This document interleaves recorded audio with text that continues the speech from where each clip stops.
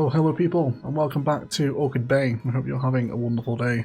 Today is part 69, which should be a really nice episode, and what we're going to do today is actually head behind this kind of temple mountain complex that we set up last episode to build a Everglades-inspired national park, which is going to be quite the challenge in vanilla. We've got a real big open flat space to work with, so it should be a lot of fun constructing the largest national park that Orchid Bay will have, and probably that we've ever done on the channel.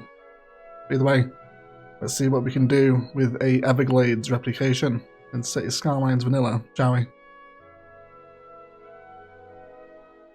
So guys, welcome to today's build, or at least the space that today's build is going to take up, the Everglades National Park, which everyone was on board with last episode, and we can see this extremely camouflaged creature here. Ready for that? Wham!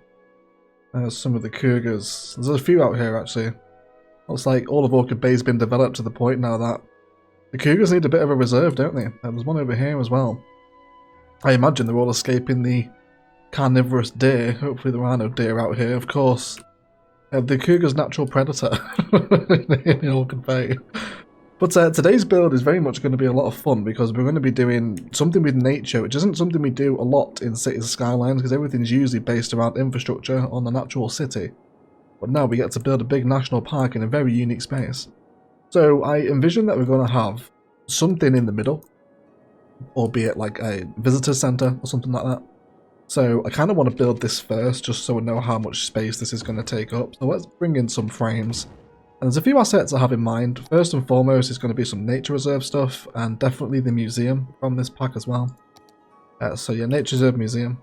Let's get this in and let's give this a little sort of space out front for it to sit off the main road, and we'll do some light parking as well. Let's do a couple of spaces. Okay.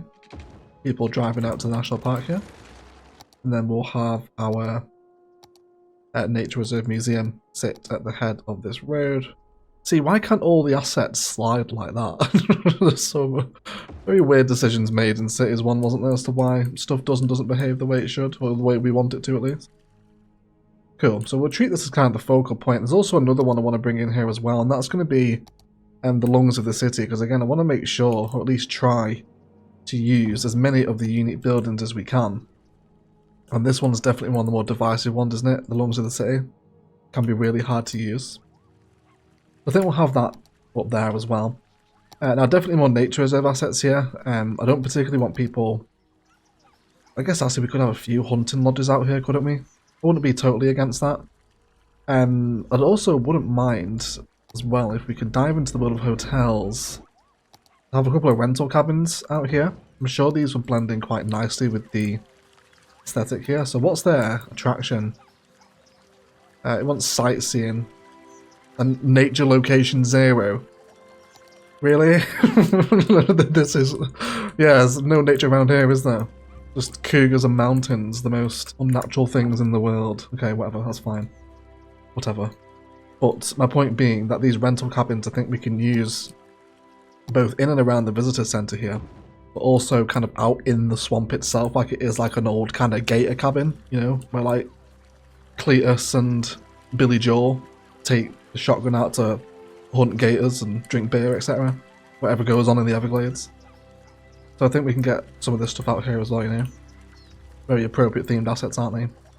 I also wouldn't mind a roadside motel on the road into the Everglades, actually, which we might explore a little bit later on in the episode. So I think where we will come back to this little area during the episode to flesh it out, I want to also run some nature reserve pathway with lights around the complex itself.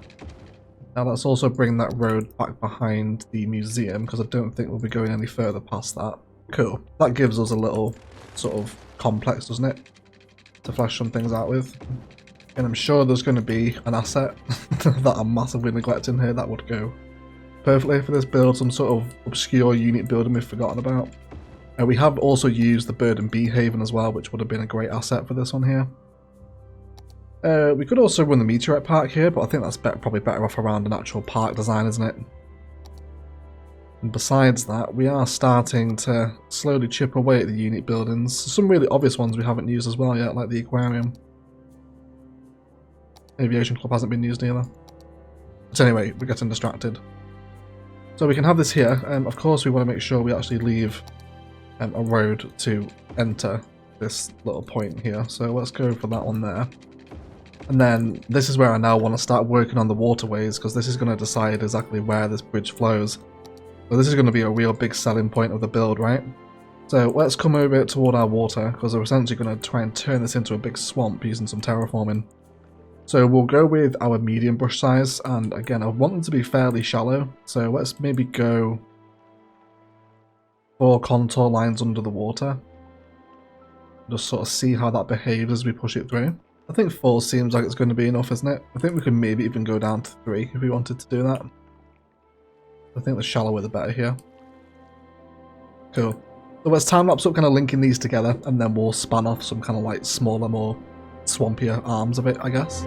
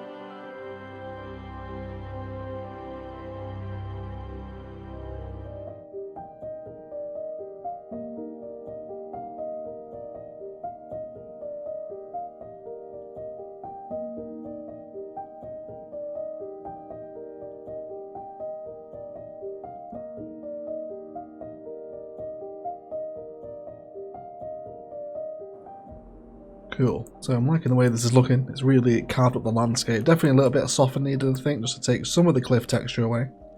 But otherwise, I'm happy with the general concept and kind of cutting out, right? So let's give this a road connection now. So I envision a national highway road for a little bit, which will then depreciate into a dirt road and then just kind of go off into the swamp as such. So we're going to bring it through this way. Up against the river here. Now, I want to build something out this way because I guess I kind of need your guys' input again here. There's a little kind of slither of land between the downtown and the airport island that I have no idea what's going to go here. We could just leave it empty, of course, but if you think of any good ideas of what might work directly opposite the airport strip here with fantastic views to downtown Orchid Bay, please get some ideas down below because I don't know what goes here. Cool, so let's now terraform just a little bit of land out where we can bring this out of the foot of the mountain. Something like that is what I'm after. Fabulous. And then I guess at this point I'm happy for it to degrade into dirt road. So let's see how we want this to flow. So I'd love to have a lot of those little bridges through here as well. I think that's going to be really good for helping to detail the national park itself. So we'll keep bringing it around here. Can we cross over this way? Nice long bridge in there. I think the look of this place is totally going to change once we come to get some trees in here as well. A ton of overgrowth detailing to do as well today. Cool, so that at least gives them a connection, which I'm pretty happy about. Don't mind that at all going through here now. So we also had a really good comment last episode about including a waterfall from the temple, and I think this is going to be the perfect excuse to add it in over here, isn't it? So why don't we see if we can do that? I need to do a bit of terraforming first of all. So if I can slope up from here, kind of where I want to create the gully that the water's going to come down. So let's go for here again, and we'll do it on this side. So again, we just want to chisel out essentially where the water would have ran down the mountain. Pretty much there is where I'm envisioning. Now, the game should be pretty sensible at taking that route there. Maybe just accentuate it a little bit more. And then once we've got the water flowing, we can soften it out. So let's grab the freshwater outlet. And we'll nestle this in out there. That should do it, I think. Maybe a touch more elevation required over here just to gear the water down to come this way. And let's see how that flows. Hopefully it's not going to be too bad. So we can kind of make it look more like a natural spring if it's coming out of these rocks. There's a little bit of spillage there, that's okay. But mainly it wants to come down here, doesn't it? There's a touch more spilling over there than I would like, so let's see if we can just adjust that to come in. And I wouldn't mind having this one come down at a different angle, but then maybe join in the main waterfall as it gets further down. Something like that. If we can get that to work. Maybe another water outlet needed for that to work properly. But if we can step back and watch it come down, it adds another little layer of interest up to the temple on the mountaintop there, doesn't it? I really like that. Although it is pissing out that side there, we need to we need to correct that. Let's do that while we're here. It's just there, isn't it? Just raise it up so it stops coming out that side. Is that going to be okay? Come on. You can do it, so it's okay. You know, it's just, I guess, just kind of leaking out the rock. It must be a very porous rock, the mountains of Orchid Bay. But it's not too bad, is it? We don't look at it too closely here, for example. A little bit of a torrent that then goes into a very calm stream. I think it's alright.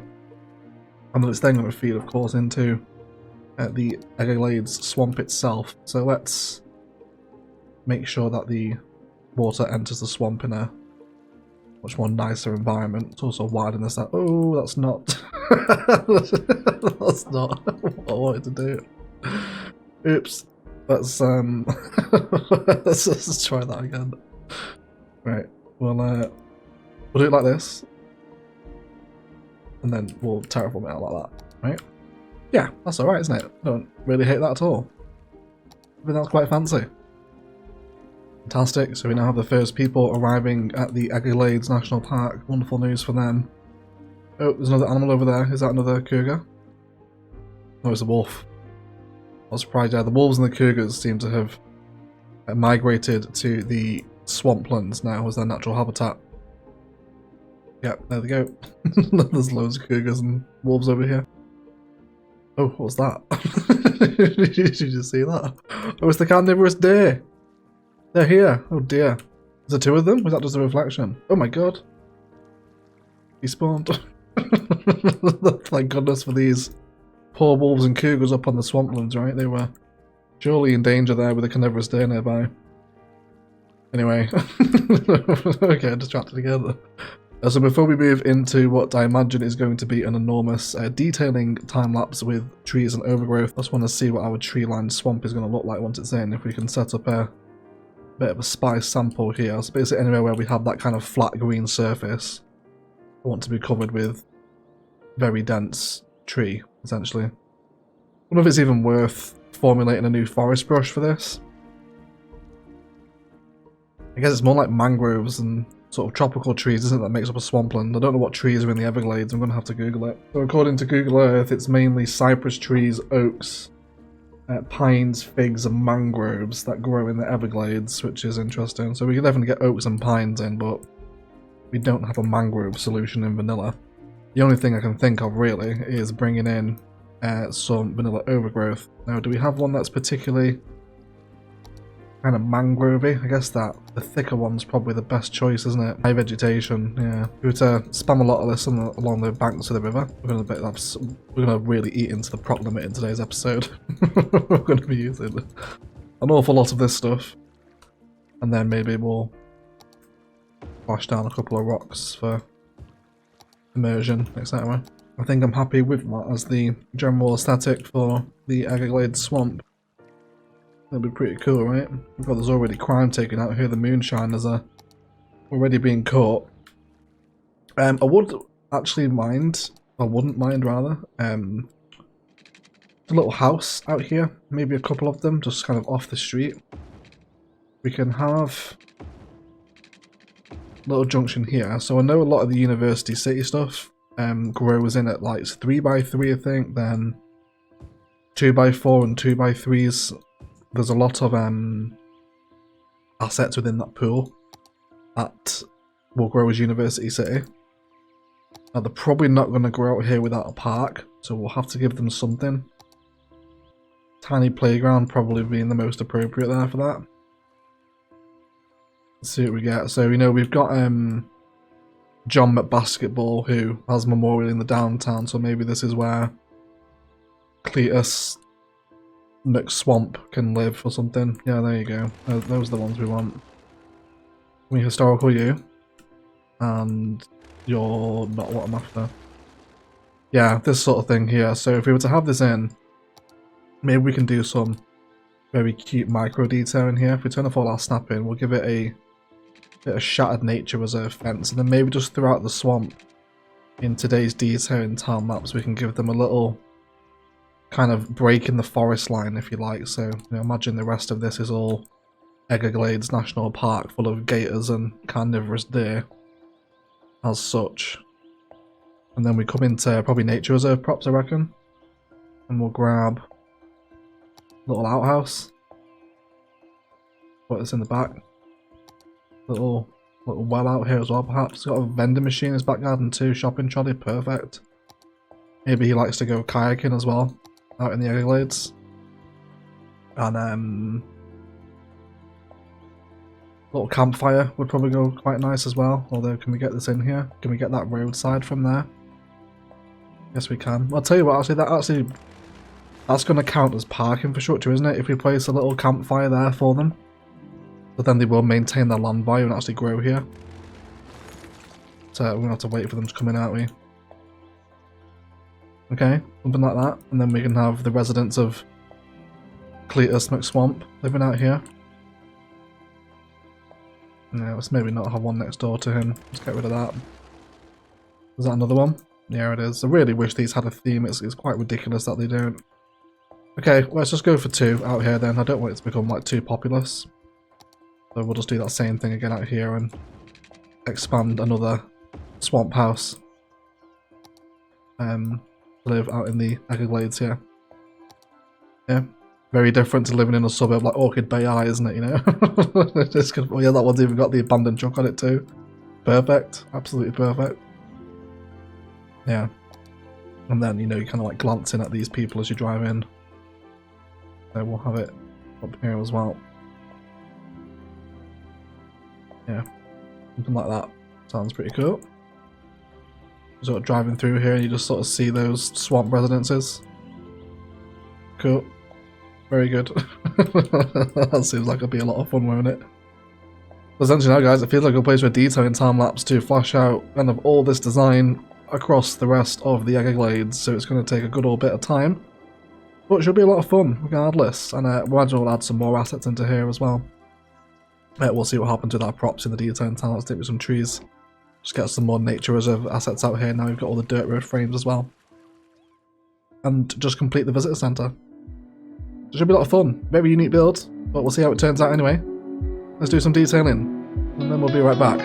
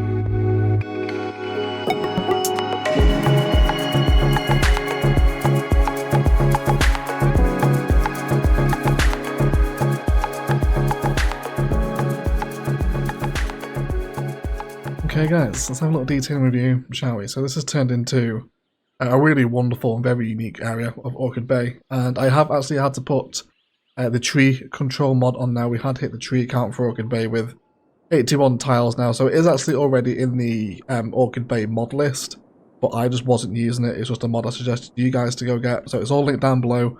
It's called tree control. It just updates the amount of trees you can have in a map, so we no longer hit the tree count. It's something like 2.7 million trees or something like that now. So yeah, we do have a new additional mod now on the save to account for the number of trees that we have in the map. But either way, we'll come down and enjoy the residents of Cletus McSwamp over here as well, which looks really cool now. At University City assets are just so good for this vibe, right? All that like overgrowth and vines on the side of the building, the junk and the old abandoned truck, just super cool assets for something like this. So there's a few of these around actually. You'll notice as we just explore the waterways how they're all super overgrown, about as close as to mangroves as we can get in the vanilla game using the high vegetation number 5, I think. Especially when you get into like the smaller creeks and little nooks and crannies around the swamp itself, it looks very authentic. I'm a big fan of this view here. And there's several of these as well as you move around the kind of smaller waterways of the Everglades National Park. As long as the city fits in surprisingly well.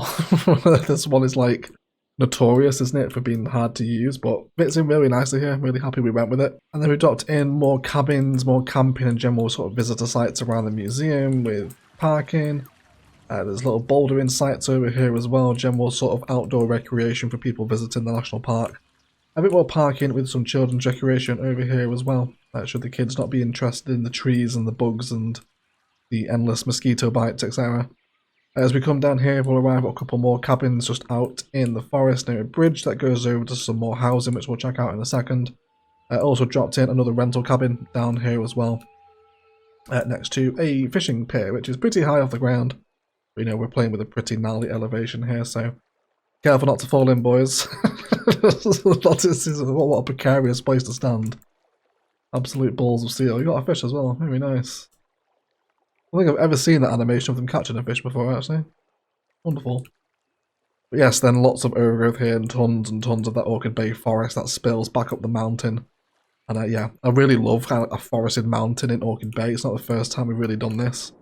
Same thing over here by the cargo airport as well, you know, just forested mountains in Cities 1 really speak to me for some reason. Really enjoy them, even in Cities 2 as well. I think it's the sweeping plains map in Cities 2 has really nicely forested hills. That's definitely one of my favourite aesthetics. Loads of rock formations dot the national park, and we'll get a general overview here of the facility. And what a really fun way to fill that space, right? Just that huge blank flat canvas between the two mountain ranges.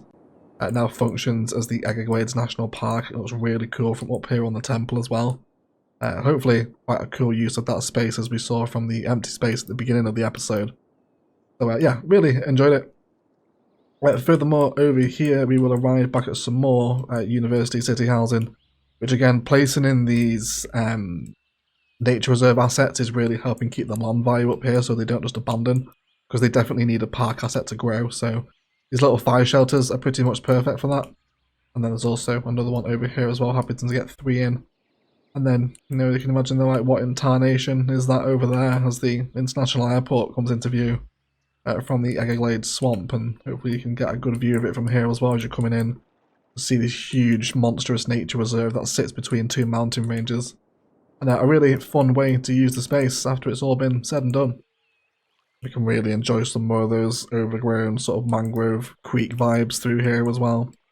Really like it. This is my favourite bit of the build. All these little creeks that just shoot off and then link back up again with the main waterways as they all come out. It's very swampy, the vibe.